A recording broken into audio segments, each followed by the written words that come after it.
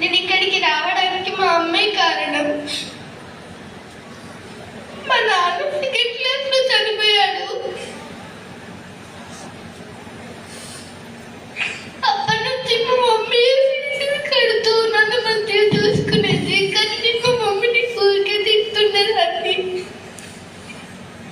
నేను ఇప్పటి నుంచి మా మమ్మీని మంచిగా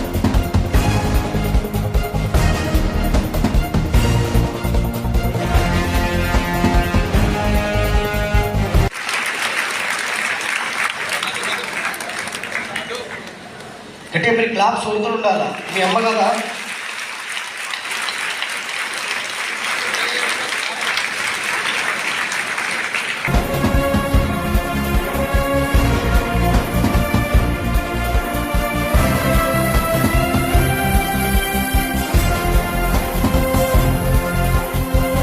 అందరికీ నమస్కారం. నా పేరు ప్రణవి.